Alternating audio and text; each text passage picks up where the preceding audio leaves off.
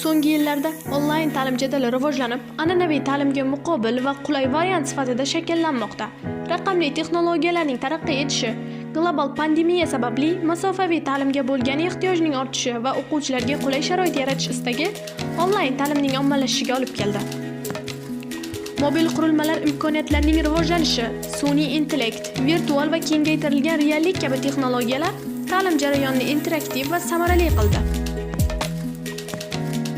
COVID-19 pandemiyasi dunyo bo'ylab ta'lim tizimini butunlay o'zgartirdi. Maktablar va universitetlar majburiy ravishda onlayn darslarga o'tishga to'g'ri keldi. Bu jarayon masofaviy ta'limning qanchalik muhim ekanini va uning imkoniyatlarini ko'rsatib berdi.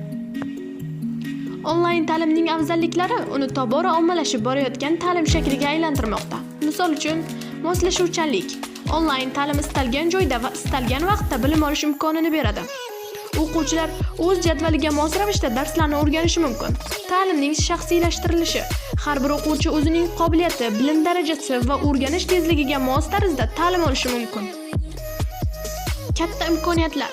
An'anaviy ta'limda mavjud bo'lmagan ko'plab kurslar va mutaxassisliklar onlayn ta'lim orqali taqdim etiladi. Masalan, ba'zi nufuzli universitetlarning kurslari an'anaviy auditoriyalarda mavjud emas, lekin ularni internet orqali o'rganish mumkin.